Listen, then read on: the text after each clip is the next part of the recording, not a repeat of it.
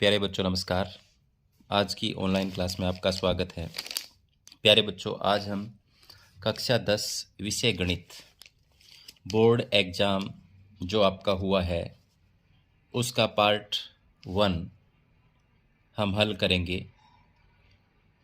तो पार्ट 1 में आपसे 40 नंबर के प्रश्न पूछे गए थे। पहला जो प्रश्न था वो ये था कोड ए का। 4 प्रकार के कोड थे ABCD। सभी में प्रश्न जो थे, सवाल जो थे वो एक जैसे थे, आगे पीछे थे, बस फ़र्क इतना था। अपना आप मिलान कर लेना। मैं एक कोड को हल करूँगा तो सारे कोड हल हो जाएंगे। तो हम कोड ए को हल करते हैं। कोड ए में पहला जो सवाल है वो है, देखो, ऐसी दो संख्याएं ज्ञात कीजिए जिनका योग 27 है और गुणनफल 182 है। तो ऐसी दो संख्याएं हमें ज्ञात करनी है। तो हम कर सकते हैं, माना एक संख्या, माना पहले सवाल को हम करेंगे, हल करेंगे। माना एक संख्या, क्या मान लेंगे? x। ठीक है। दूसरी संख्या क्या हो जाएगी? आपको पता है दोनों का जो जोड़ है वो कितना है? 27 है। तो एक अगर x है तो दूसरी क्या हो जाएगी? 27 माइनस x। ठीक है। प्रश्नानुसार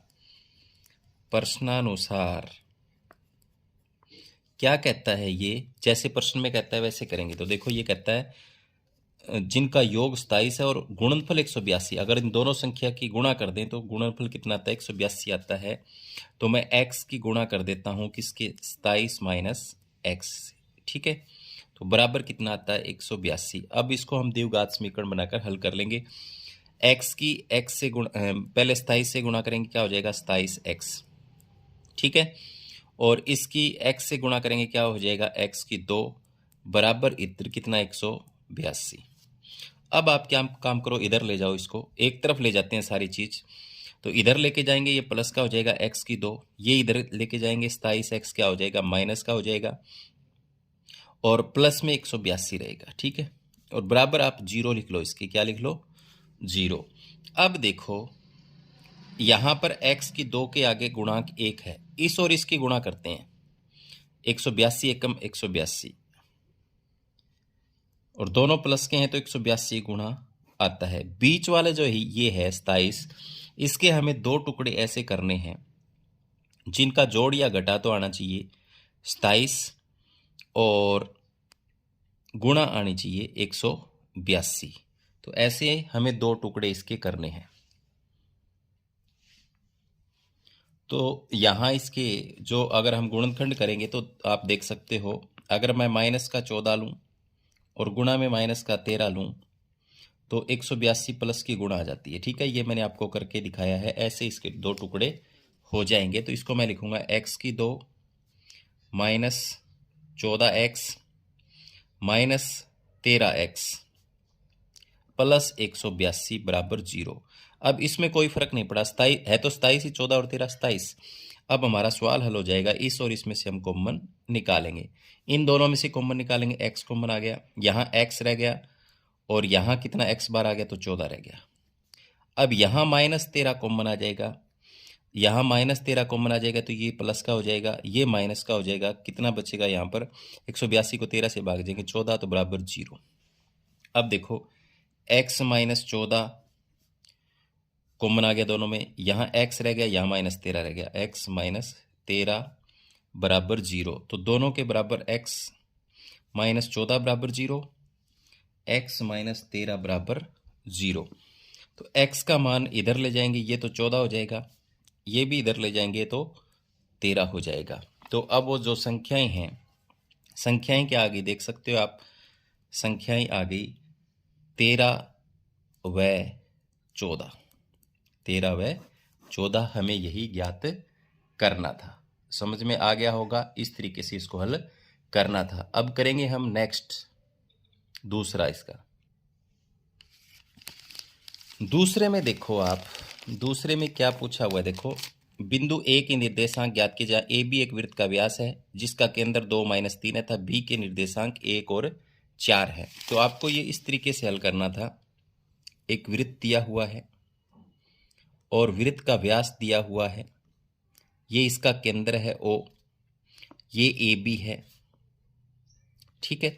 ये क्या है? AB है। AB एक वृत्त का व्यास है जिसका केंद्र O है, जिसके मान दे रखे हैं इसके निर्देशांक 2, -3 और B बिंदु के दे रखे हैं 1 और 4। तो हमें A के निर्देशांक ज्ञात करने, क्या ज्ञात करने? A के निर्देशांक ज्ञात करने हैं, ठीक है। A के ऊपर हमें x और ये x1 मान लो और ये y1 मान लो, ये x2 दिया हुआ है, ये y2 दिया हुआ है, ये x है और ये y है। अब आपको पता है इसमें मध्य बिंदु वाला फार्मूला लगेगा, तो हम क्या लिखेंगे? x बराबर x1 प्लस x2 बटा 2 और y बराबर y1 प्लस y2 बटा 2। इस फॉर्मूले से ये निकलेगा। तो पहले x वाले में भरते हैं, x का मान भरते हैं। x का मान कितना है? 2 बराबर x1 हमें निकालना है, तो x1 का 1 रहने दो, प्लस में x2 कितना है? 1 और बटे में देखो क्या करना है? 2 आर पार गुणा करेंगे, इसकी इससे करेंगे तो 2 दूनी 4 हो जाएगा। इधर क्या रह गया? x1 प्लस 1, इस एक की इन दोनों से गुणा करेंगे तो यही हो जाएगा। अब हम क्या करेंगे? 1 इधर ले जाओ, तो 4 माइनस में 1 हो गया, इधर क्या बच गया? x1, तो इधर कितना बच गया? 3, तो x1 का मान तो कितना आ गया? 3 आ गया, ठीक है। इसी तरीके से y का मान भरो, y का मान है -3 बटा 1 कर लो, बराबर इधर y1 तो हमें निकालना है, y2 दिया हुआ है 4 बटे में 1 कर लो, बटे में कितना कर लो? 2 करना है, क्योंकि फॉर्मूले के अनुसार आर पार गुणा करेंगे, इस किस से करेंगे? देखो y1 का 1 रह जाएगा, 4 का 4 रह जाएगा, इस किस से करेंगे? -6 आ गया, ठीक है। अब 4 इधर ले जाओ, तो y1 बराबर इधर जाएगा तो माइनस का 6 है, 4 और हो जाएगा, तो y1 का मान कितना आ गया? यहाँ पर -10 आ गया। कितना आ गया? -10। तो यहाँ पर x1 तो आ गया आपका 3 और y1 कितना आ गया? -10। तो ये क्या है? इस A बिंदु के निर्देशांक हैं जो हमने मध्य बिंदु वाले फॉर्मूले से ज्ञात कर लिए। अब हम इसका तीसरा सवाल देखेंगे। तीसरे में दिया हुआ देखो 5 cos स्क्वायर 60 डिग्री, तो मैं यहाँ लिख लेता हूँ इसको। तीसरा जो सवाल है उसमें ये दिया हुआ है 5 cos स्क्वायर 60 डिग्री प्लस में 4 सीकेंट स्क्वायर 30 डिग्री माइनस में 10 स्क्वायर 45, ठीक है। और बटे में दिया हुआ देखो कोस नहीं, ये दिया हुआ है साइन स्क्वायर 30 डिग्री प्लस में कोस स्क्वायर 30 डिग्री। तो इसको हमें हल करना है। तो हल करने के लिए क्या करेंगे? हम पहले इनके मान भरेंगे। तो पहले तो नीचे आप देख सकते हो sine square 30 plus cos square 30 जो दिया हुआ है, इसके बराबर हम यहाँ से 1 लिख सकते हैं, क्योंकि नीचे तो हमें पता है sine square theta plus cos square theta बराबर ये होता है 1 के बराबर। तो नीचे तो 1 लिखा जा सकता है, तो ऊपर वालों के मान भरेंगे। तो ऊपर क्या है? 5, ठीक है। और ब्रैकेट में कोस 60 का जो मान होता है वो होता है 1/2, तो 1/2 इसका वर्ग कर देंगे, ठीक है। और आगे 4 और सीकेंट 30 का जो मान होता है वो होता है 2/√3, इसको 2 बार गुणा कर देंगे क्योंकि स्क्वायर है। माइनस में tan 45 का मान होता है 1, तो यहाँ पर 1 का स्क्वायर कर देंगे। और नीचे देखो sine square theta plus cos square theta बराबर क्या होता है? 1। इसको हल करें तो 1/2 को गुणा करें तो 1/4 आ जाएगा, और 5 से उसकी गुणा करेंगे तो क्या आ जाएगा? 5/4 प्लस में अब देखो वर्ग ये हो गया 4 गुणा में 2 को 2 बार गुणा किया 4, वर्गमूल 3 को 2 बार गुणा किया 3, माइनस में 1 को 2 बार गुणा किया 1, तो 1/1 लिख सकते हो। नीचे वाला 1 है उसको लिखने की कोई जरूरत ही नहीं है। तो ये हो गया 5/4 प्लस में 400 के 16/3 माइनस में 1/1। इन सब का लघुत्तम निकाल लो। लघुत्तम कितना आ जाएगा? 12। तो यहाँ पर 4 है, 4 3 12, ऊपर 3 से गुणा होगी तो 3 5 15। यहाँ पर 3 है, 3 चौके 12, कितने से गुणा होगी? 4 तो 16 चौके 64, माइनस यहाँ 1 है तो 12 का 12 रह जाएगा। अब देखो 64 और 15 को हम जोड़ देंगे, कितना हो जाएगा 79, माइनस में 12 और बटे में क्या है 12 है, तो ये बच जाएगा यहाँ पर 9 में से 7 और 1, 67 बटे 12 इसका आंसर आ जाएगा। ठीक है, तो इस तरीके से हमने इसको हल कर लिया, छोटा सा सवाल था। अब इसके बाद में चलते हैं चौथे सवाल पर। चौथे सवाल में आपसे क्या पूछा गया है?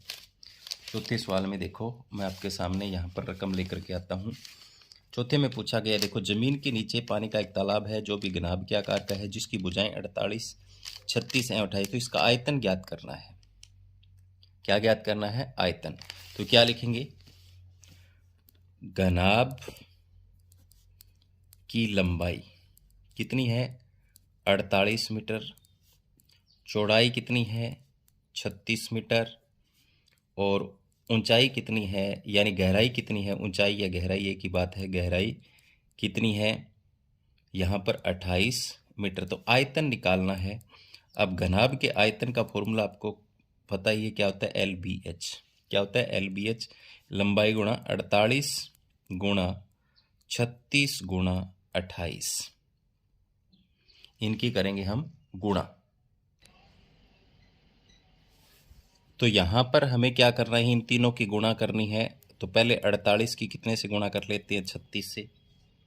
तो गुणा करेंगे 6 8 48, 4 असल 6 चुके 24 और 4 288, और फिर 3 8 24, 2 असल 3 चुके 12 और 2 144, 8 12 और 4 2, यहाँ पर क्या हो जाएगा 4 2 6 और 1 7, 1728। इसकी गुणा करनी है 28 से। 8 8 64, 6 असल 8 दूनी 16 और 6 22, 2 असल 8 7 56 और 2 58, 5 सल 8 एकम 8 5 13। ठीक है, फिर गुणा करेंगे 2 8 16, 2 दूनी 4 1 5, 2 7 14, 1 सल 2 एकम 2 और 1 3, तो 4 8 13, और ये हो गया 8, एक असल आ गई तो, और ये हो गया 4। तो यहाँ पर आ गया हमारे पास 48 354 घन मीटर इसका आयतन आ गया। ठीक है, आगे चलते हैं नेक्स्ट 5वें सवाल पर। 5वें में क्या है? देखो 5वें बिल्कुल आसान है। प्रायिकता पूछी हुई, एक थैले में 3 लाल और 5 काली गेंदें हैं, तो इस थैले में से आदर्शा निकाली जाती है, तो इसकी प्रायिकता क्या होगी? गेंद लाल की और लाल नहीं की। तो यहाँ पर कुल गेंद कितनी हो जाएगी? 3 लाल प्लस में 5 काली, तो कितनी होगी? 5 और 3 8 गेंद, कुल हो गई 8। तो पहले पूछा है लाल की प्रायिकता। लाल की प्रायिकता तो अनुकूल परिणाम बटा संभावित परिणाम बटे में कुल परिणाम, तो 3 आ सकती है और बटे में 8। तो ये हम 5वां कर रहे हैं, 3 बटे 8 आ जाएगा। अब किसका करना है? हमें लाल नहीं की, लाल नहीं है कि प्रायिकता निकालनी। तो लाल कितनी नहीं है? 5 नहीं है, टोटल 8 है। तो बिल्कुल आसान सा सवाल था। 3 बटे 8 और 5 बटे 8 इसका आंसर हो जाएगा। अब देखेंगे अब इसका छठा। आगे देखो 7वां जो सवाल है, 7वें में दिया हुआ AP का 31वां पद ज्ञात कीजिए, जिसका 11वां पद और 16वां पद दिया हुआ है। तो हम लिखेंगे इसको, 7वें को कैसे लिखेंगे? देखो हमें ज्ञात करना है 7वें में, क्या ज्ञात करना है? 31वां, 11वां पद तो दिया हुआ है, 11वां कितना दिया हुआ है? 38, और दिया हुआ है 16वां, ये 16 दिया हुआ है कितना? 73। तो हमें ज्ञात करना है A31। कौन सा ज्ञात करना है? A31। तो हम क्या लिखेंगे? ये जो होगा वो होगा A + 10D बराबर 38, और ये क्या होगा? A + 15D बराबर 73। तो ये समीकरण नंबर 1 बन गया, ये समीकरण नंबर 2 बन गया। समीकरण 1 में से 2 घटाने पर, 1 में से 2 घटाने पर अगर हम घटाएं A + 10D ये यहाँ नीचे लिखेंगे A + 15D, ये माइनस का हो जाएगा, ये माइनस का, इनके बराबर लिख लेते हैं। 38 था, ये 73 था, ठीक है, ये भी माइनस का हो जाएगा। अब देखो ये माइनस का, ये प्लस का एक जैसे हैं कट गए। यहाँ पर माइनस का कितना बच गया, 5d बच गया। इधर भी माइनस के बचेंगे, 13 में से 5, जिसके ज़्यादा उसके बचेंगे। 13 में से 8 गए 5, यहाँ हासिल गई, इधर कितना बच गया 6, 6 में से 3 गया 3, तो दोनों तरफ माइनस से माइनस कैंसिल हो जाएगा। डी बराबर कितना आ जाएगा, 35/5, इधर आ जाएगा 5 7 35, तो डी का मान कितना आ गया 7।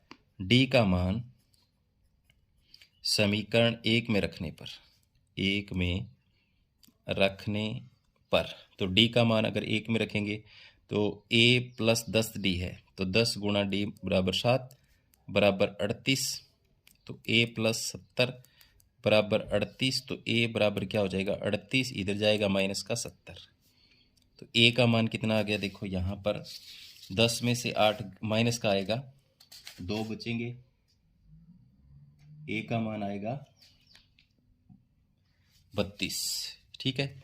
अब हमें पद कौन सा निकालना है, पद निकालना है हमें, देखो a31 ये बताना है, ठीक है। तो a31 बराबर क्या होगा, देखो a + 30d होगा, तो a का मान -32 प्लस में 30 गुणा 7, तो -32 प्लस में कितना हो गया 210, और बच गया कितना 178, तो 31वां पद कितना आ गया 178 आ गया, ये हमारा आंसर आ गया, ठीक है।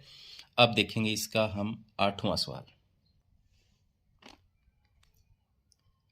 8वें में देखो आप, 8वें में पूछा एक सीढ़ी किसी दीवार पर इस प्रकार टिके कि इसका निचला सिरा दीवार से 2.5 मीटर की दूरी पर रहता है, उसका ऊपरी सिरा भूमि से 6 मीटर की दूरी पर है, तो बनी एक खिड़की तक पहुंचती है, तो सीढ़ी की लंबाई आपको निकालनी है। तो बिल्कुल सिंपल है, इसका चित्र ये बनेगा, मान लो ये दीवार है, यहाँ सीढ़ी लगी हुई है ऐसे, ठीक है, ये सीढ़ी लगी हुई है ऐसे, मैं इसको सीढ़ी बना देता हूँ, और ये दीवार है AB जो 6 मीटर ऊंची है, और इसका जो सीढ़ी का जो निचला सिरा है वो दीवार के निचले सिरे से कितनी दूर है, 2.5 मीटर, तो हमें ये निकालना है, बिल्कुल सिंपल है।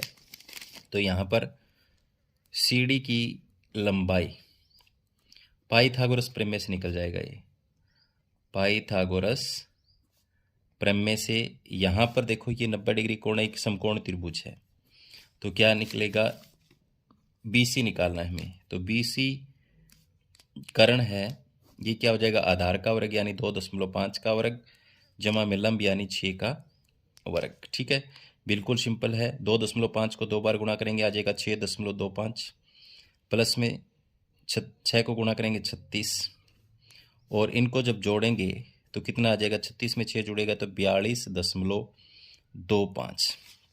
अब इसको ऐसे या लिख सकते हो आप, अगर ऐसे नहीं आता है तो 4225 और बटे में नीचे दशमलव डालो 100, तो इसके तो टुकड़े हो जाएंगे 10 × 10, ठीक है। इसके टुकड़े हमें बनाने हैं 4225 के, तो मैं इस पे यहाँ बना के दिखाता हूँ आपको। 4225 के अगर हम टुकड़े बनाएं तो पहले ये जाएगा 5 पर, 5 8 40, 2 बच के 5 चौके 20, 5 चौका 20, 2 बच गया 5 पर जाएगा, फिर 5 एकम 5, 3 बच गए 34 हो गए, 5 कितना हो गया 5 छिके 30, और फिर 4 बच गया, 5 नहीं 45, फिर ये देखो 13 और 13, तो यहाँ पर आप देख सकते हो 5 5 और 13 5 65 के टुकड़े बन जाते हैं इसके, कितने 65 और 65 के, तो यहाँ टुकड़े बन जाते हैं कितने 65 और 65 के, तो 65 बाहर आ जाएगा और नीचे एक 10 बाहर आ जाएगा, तो 6.5 मीटर। तो सीढ़ी की जो लंबाई है वो कितनी आ गई 6.5 आ गई। दोबारा से हम चेक कर लें इसको, यही बनते हैं क्या 5 8 40, 2 असल 22 हो गए, 5 चौके 20, 5 5 25, फिर 5 एकम 5, 3 बच गए और 34 हो गए, 5 6 30, 4 बच गए 5 13 13, ठीक है, इतने ही 6.5 आएगी, ठीक है। ये इसका 8वां है जिसमें सीढ़ी की लंबाई हमने निकालनी कितनी 6.5 आ गई। अब देखेंगे हम इसका 9वां भी हम यहीं कर लेंगे, छोटा सा सवाल है 9वां में देखो यहाँ पर इस आकृति में ही मैं समझा देता हूँ। ये 14 का है, ये 14 का है, इसमें 4 ये वृत्त बने हुए हैं। कितने बने हुए हैं वृत्त? तो यहाँ से लेकर के यहाँ तक देखो ये 7 का हो गया, यहाँ से लेकर के यहाँ तक ये कितने का हो गया? 7 का। इसकी आर कितनी आ गई? 7/2 आ गई। कितनी आ गई? 7/2। तो यहाँ पर मैं लिख सकता हूँ छायांकित भाग का क्षेत्रफल। छायांकित भाग का क्षेत्रफल बराबर वर्ग का क्षेत्रफल माइनस में 4 वृत्तों का क्षेत्रफल। 4 वृत्तों का क्षेत्रफल, ठीक है। तो यहाँ अगर हम निकालें तो वर्ग का क्या हो जाएगा? 14 गुणा 14, माइनस में 4 वृत्तों का होता है, गुणा में पाई आर स्क्वायर होता है, पाई आर स्क्वायर। तो मैं यहाँ 14 14 196 हो जाएगा। माइनस में ये इसको निकालें 4 गुणा 22/7। आर कितनी है देखो, अभी मैं निकाली 7/2, 7 तो 7 से 7 कैंसिल हो गया, इस 2 से 2 दूनी 4, इस 2 से ये 2, तो 196। माइनस में देखो 22 और 7 बच गए, 22 7 154। तो यहाँ घटाएंगे 6 में से 4 गया 2, 9 में से 5 गया 4, 1 में से गया 0, 42 और वर्ग सेंटीमीटर इस छायांकित भाग का क्षेत्रफल आ जाएगा। तो ये तो हमने इस पेपर पर ही हल कर दिया। आगे चलते हैं, हम इसका 10वां सवाल हल करेंगे। 10वां जो सवाल है उसमें वर्ग अंतराल दिया हुआ है, वर्ग अंतराल, और बारंबारता दी हुई है। 1 से 4 दिया हुआ है, 4 से 7 दिया हुआ है, 7 से 10 दिया हुआ है, 10 से 13 दिया हुआ है, और 13 से 16 दिया हुआ है, और 16 से 19 दिया हुआ है। इनकी बारंबारता दी 6, 30, 40, 16, 4 और 4। अब हमें इसकी CF निकालनी है। CF का मतलब इसमें जोड़ते जाना है। 6 में 30 जोड़ेंगे 36, 36 हो जाएगा। 36 में 40 जोड़ेंगे 76 हो जाएगा। 76 में ये 16 जोड़ेंगे कितना हो जाएगा? 92, और 92 में ये 4 जोड़ेंगे कितना हो जाएगा? 96, और 96 में ये 4 जोड़ेंगे कितना हो जाएगा? 100। ठीक है, ये CF आ गई। तो हम देखेंगे यहाँ पर N तो हमारा 100 हो जाएगा, ये लास्ट कितने हो जाएगा? 100। और हमें इनमें एक जो वर्ग अंतराल है उसमें से एक को हमें मानना है जिसकी हमें लोअर लिमिट लेनी है। ये मैं फॉर्मूला लिख देता हूँ। माध्यक का फॉर्मूला निकलने का होता है L lower limit N/2 minus CF, और बटे में F होता है। तो इसमें से जैसे मैंने ये ले लिया, ठीक है, माध्यक वर्ग ये ले लिया, तो इसमें लोअर लिमिट L कितनी होगी? यहाँ पर 7 हो गई, और ये F हो जाएगी। ये क्या हो जाएगी? F कितनी होगी? 40। और इस माध्यक वर्ग से पहले वाली CF लेनी है, ये होती है CF, कितनी हो जाएगी? 36। तो इसमें हम मान भर के निकाल देंगे। ये कितना हो जाएगा हमारा? 7 प्लस में N/2 यानी 100/2, माइनस में CF कितनी? 36, और बटे में F कितनी? यहाँ पर 40। तो 7 प्लस यहाँ पर ये कट जाएगा 50, और 50 में से 36 जाएंगे कितना बच जाएगा? 14, 14/40। तो ये हो गया 7, और 14 को 40 से अगर हम भाग करेंगे, पहले इसको काट लो, 2 7 14 और 20 पर कट जाएगा, 7/20। ये आ गया कितना? 7/20 आ गया। अब यहाँ पर 7 को 20 से भाग दे देंगे। जब हम इसको हल करेंगे तो 7 को 20 से भाग देंगे तो ये आ जाएगा 0.35। कितना आ जाएगा? 0.35। तो हमारा उत्तर हो जाएगा 7.35। इसका आंसर हो जाएगा जो माध्यक है, माध्यक जो है वो कितना आ जाएगा? 7.35 हो जाएगा। तो इस तरीके से हमें इसको हल करना था। आगे चलते हैं 11वें सवाल पर। 11वें सवाल में क्या है दिया हुआ है? 5/x - 1 प्लस में 1/y - 2 बराबर 2, ठीक है। और दूसरा दिया हुआ है तथा 6/x - 1 3/y - 2 बराबर 1। यहाँ माना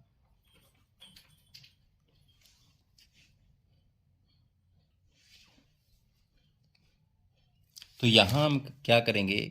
1/x - 1 बराबर u मान लेते हैं, और 1/y-2 बराबर v मान लेते हैं। तो यहाँ पर इसका मतलब क्या है, 5 गुणा 1/x है, तो ये हो जाएगा, इसमें मान भरेंगे तो ये 5u हो जाएगा, प्लस में यहाँ 1 है तो v हो जाएगा, 1v हो जाएगा, बराबर 2। समीकरण नंबर 1, इसमें अगर हम मान भरेंगे तो ये हो जाएगा 6u, और इसमें मान भरेंगे तो 3v बराबर 1, ये समीकरण नंबर 2 हो जाएगा।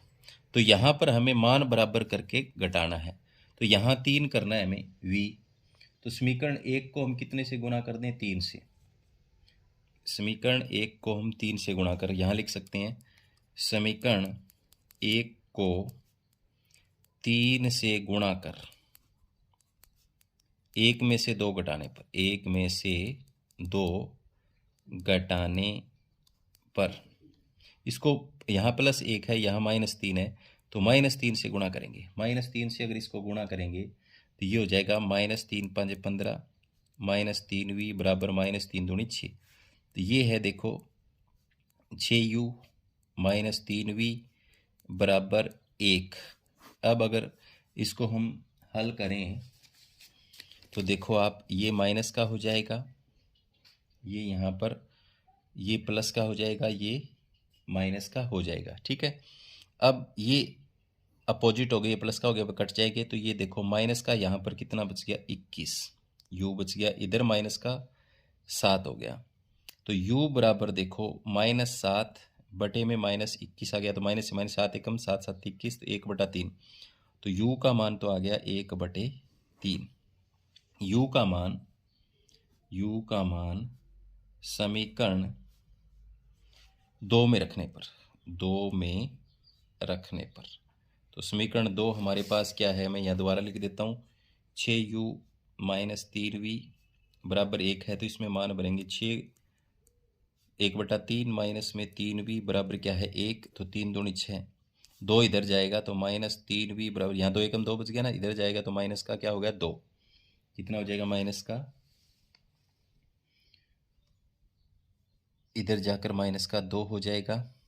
तो v बराबर देखो माइनस का 1 बच गया, ये 3 इधर आ जाएगा, तो माइनस से माइनस, तो v का मान 1/3 आ गया। अब दोनों के मान 1 बटा कितने आ गए, 3 आ गए, 1/3 आ गए। तो यहाँ लिखेंगे u और v के मान रखने पर, जो माने थे हमने उसमें रखने पर, तो हमने माना था 1/x -1 बराबर x, u माना था तो 1/3 आ गया, और 1/y-2 बराबर भी 1/3।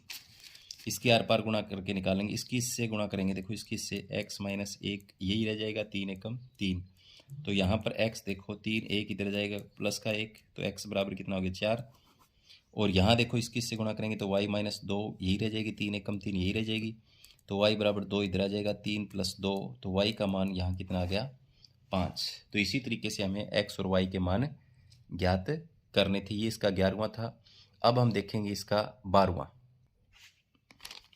12वें से पहले 11वें का अथवा भी दिया हुआ है, इसको हम हल करेंगे। तो यहाँ पर 11वां लिख रहा हूँ मैं, दूसरा 11वां है। तो देखो 5 वर्ष पूर्व नूरी की आयु सोनू की आयु की 3 गुनी, 10 वर्ष पश्चात नूरी की आयु सोनू की आयु की 2 गुनी हो जाए, तो नूरी और सोनू की वर्तमान आयु ज्ञात हमें करनी है। तो इसमें हम पहले मानेंगे, माना नूरी की वर्तमान आयु, माना नूरी की वर्तमान आयु x वर्ष, क्या मान लें x वर्ष, और सोनू की वर्तमान आयु y वर्ष। प्रश्नानुसार इसको हम छोटा करेंगे। प्रश्नानुसार ये क्या कहता है, 5 वर्ष पहले x -5 और 5 वर्ष ही पहले इसकी, 5 वर्ष पहले क्या था, जो 5 वर्ष पहले सोनू की आयु की 5 वर्ष पूर्व नूरी की आयु सोनू की आयु की 3 गुनी थी, तो ये 3 गुनी थी, तो इसको बराबर करने के लिए हमने 3 से गुणा कर दिया। तो x -5 बराबर 3y और 3 5 15, x एक तरफ ले आओ, तो ये हो जाएगा 3y बराबर, इधर क्या है माइनस का 15 है, ये इधर जाएगा प्लस का 5, तो ये हो जाएगा x माइनस 3y बराबर माइनस का 10। समीकरण नंबर 1 बन गया। ठीक है, समीकरण नंबर क्या बन गया? 1।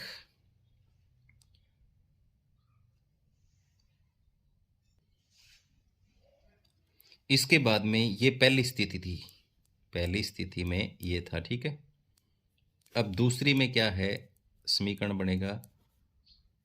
दूसरी स्थिति में ये कहता है 10 वर्ष बाद, तो x प्लस 10 y प्लस 10।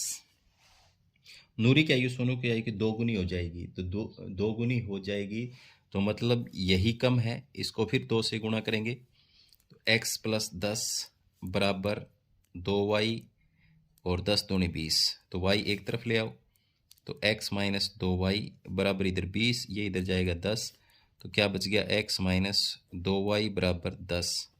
समीकरण नंबर 2। तो यहाँ पर देखो x दोनों में बराबर है, तो सीधा ही घटाकर हल कर सकते हैं। समीकरण 1 में से 2 घटाने पर, तो घटाएंगे तो x माइनस 3y बराबर माइनस 10, तो x माइनस 2y बराबर 10।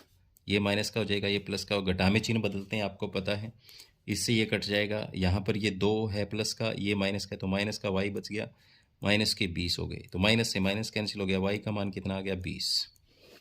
ठीक है, y का मान समीकरण 1 में रखने पर, 1 में रखने पर, तो 1 हमारे पास x माइनस 3y है, तो 3 गुणा में 20 बराबर माइनस 10, तो x ये हो जाएगा 20 3 60 माइनस 10, तो x बराबर देखो माइनस 10, ये इधर जाएगा प्लस का 60, x बराबर कितना आ गया? 50। तो नूरी की आयु तो हो जाएगी, नूरी की आयु हमने x मानी थी 50 वर्ष, और सोनू की आयु कितनी हो जाएगी? हमने मानी थी y, तो 20 वर्ष। तो हमने दोनों की आयु जो है वो निकाल दी, कितनी आ गई? 50 और 20 आ गई। अब चलते हैं 12वें सवाल की तरफ। ये 11वें का अथवा था, दोनों में से एक करना था आपको।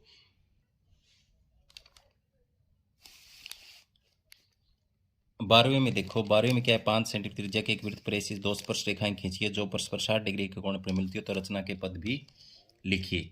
तो पहला आपको क्या करना था 12वें का, अगर मैं करूं तो 12वें में लिखना है पहला रचना O को केंद्र मानकर, O को केंद्र मानकर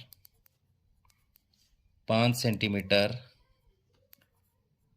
त्रिज्या का वृत्त खींचिए। वृत्त आपको खींचना था, तो आपने क्या करना था? O को केंद्र मानना था और ऐसे 5 सेंटीमीटर त्रिज्या का वृत्त खींचना था, ये O केंद्र है। ठीक है, दूसरे में आपको क्या करना था? वृत्त की किसी त्रिज्या, वृत्त की किसी त्रिज्या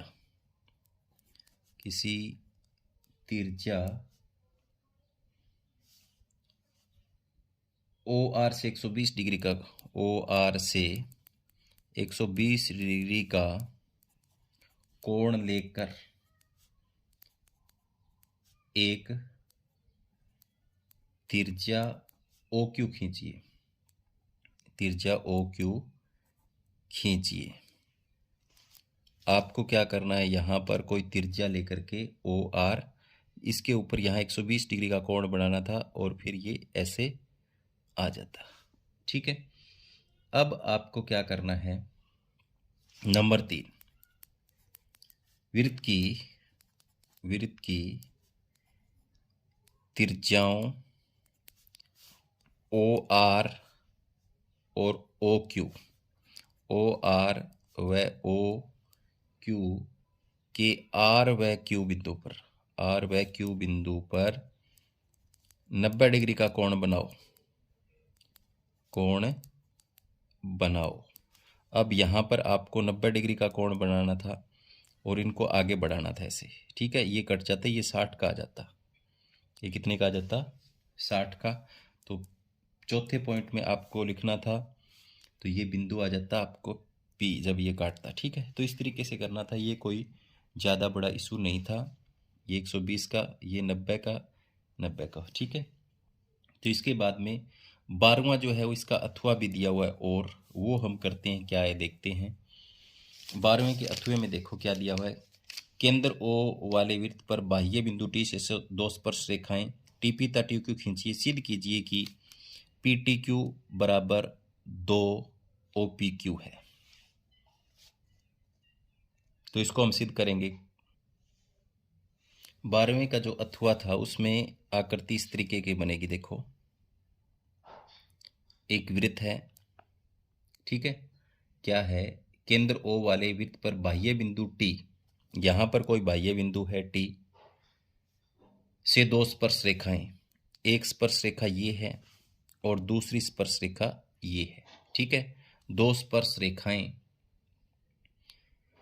टीपी, ये टीपी है और ये टी क्यू है।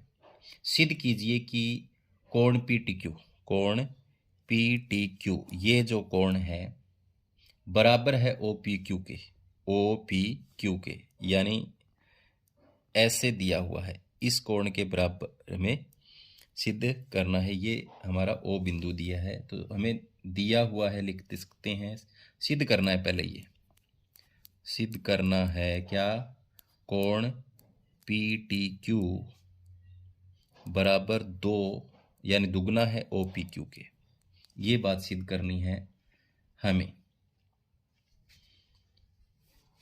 तो इसमें जो दिया है हमें पता है, वो लिख दें पहले। दिया है क्या,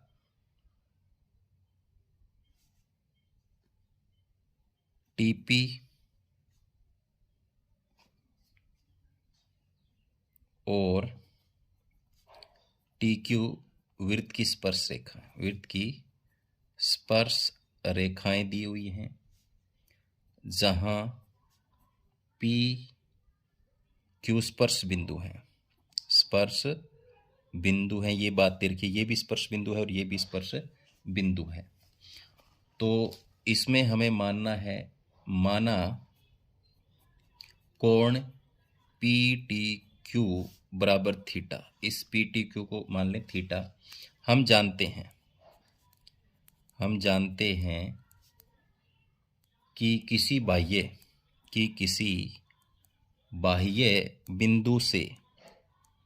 बिंदु से खींची गई स्पर्श रेखाएं समान होती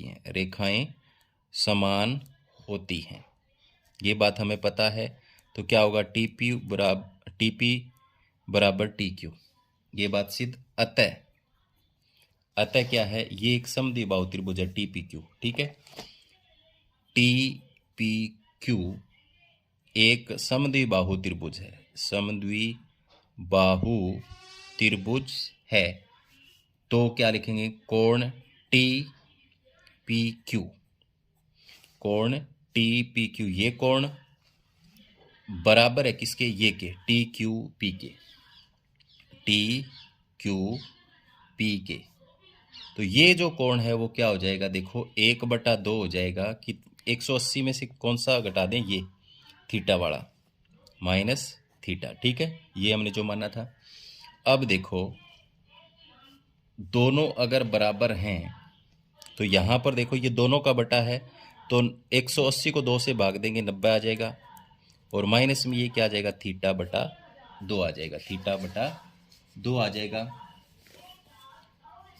परंतु त्रिज्या और स्पर्श रेखा के बीच बना कोण 90 डिग्री है। तो यहां पर लिखेंगे परंतु त्रिज्या और स्पर्श रेखा के बीच बना कोण 90 डिग्री है, होता है, ये पता है हमें, ये 90 डिग्री होता है। त्रिज्या और स्पर्श रेखा के बीच बना कोण कितने डिग्री का होता है, ये वाला 90, ये वाला, ये त्रिज्या है, ये स्पर्श रेखा है, तो ये 90 डिग्री का होता है।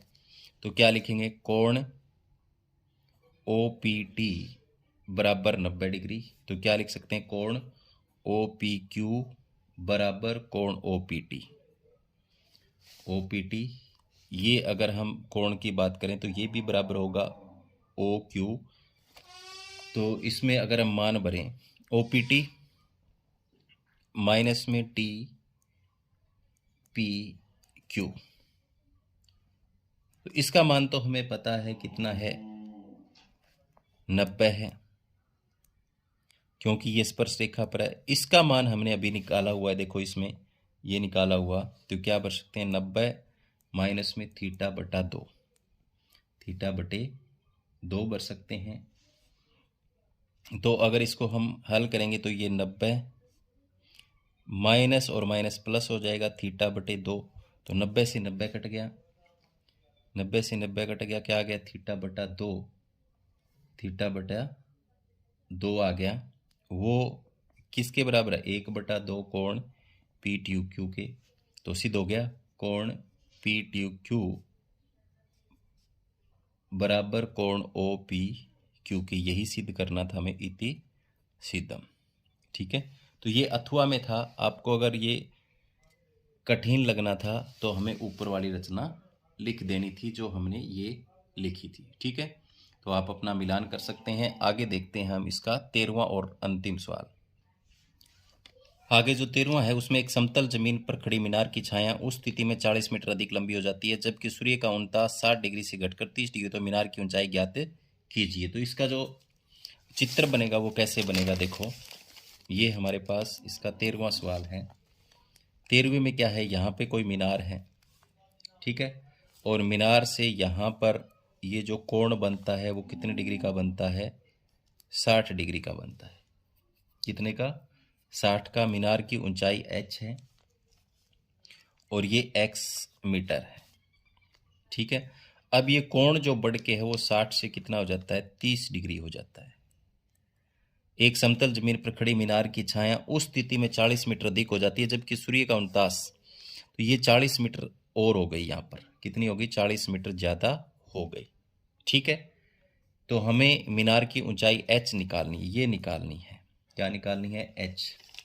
तो इसको नाम भी दे सकते हैं हम, इसको नाम दें ए बी सी और डी। तो ये निकलेगा समकोण त्रिभुज, समकोण त्रिभुज ए सी बी में। पहले हम लेते हैं ए सी बी में, ये वाली त्रिभुज लेते हैं ए सी बी में।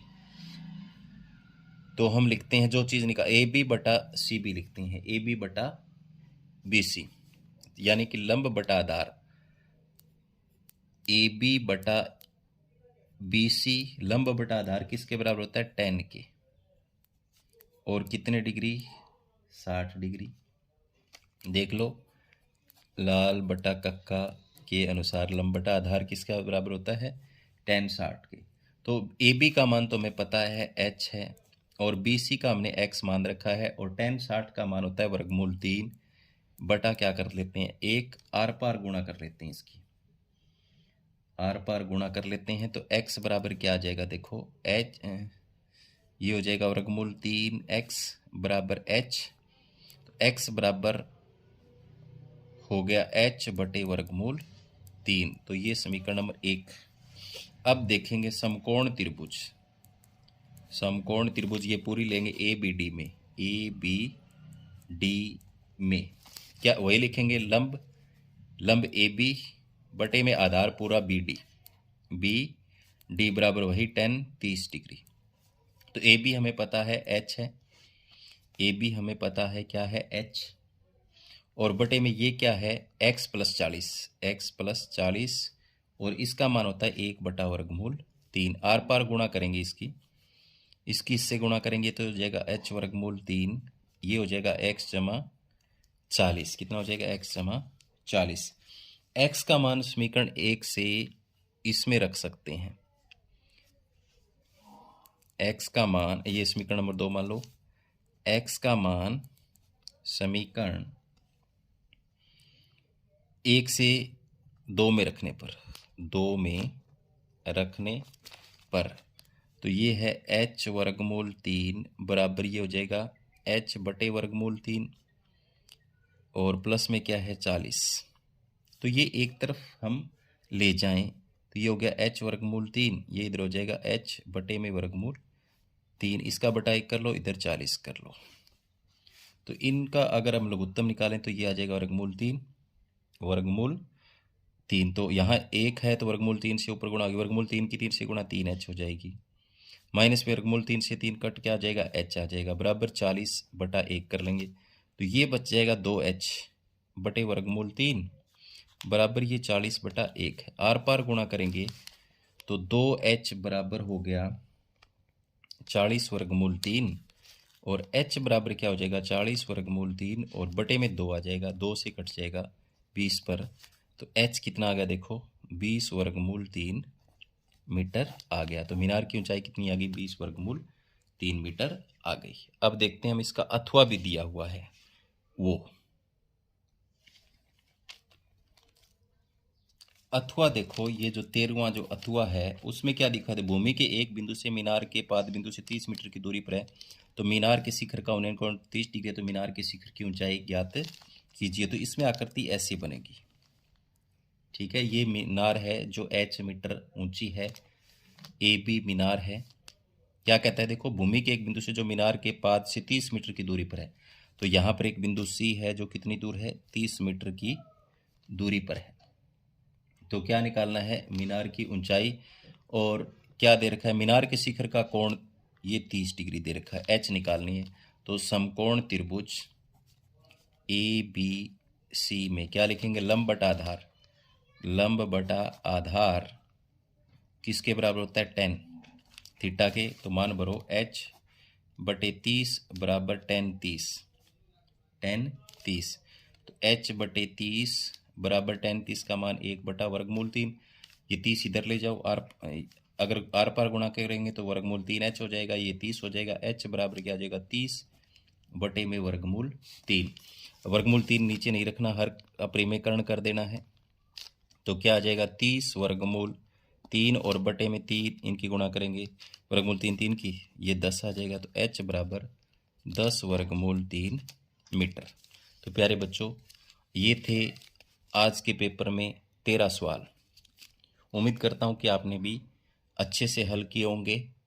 अब हम इसके बाद नेक्स्ट वीडियो में जो आपका पार्ट 2 है ABCD सभी कोड्स के आंसर की लेकर के आएंगे। तो पहला पार्ट जो था वो सभी का एक जैसा था, आगे पीछे सवाल थे, तो आप चेक कर सकते हैं। हमने पार्ट ए हल किया है, सेट ए हल किया है, पार्ट 1 हल किया है, ठीक है। तो धन्यवाद।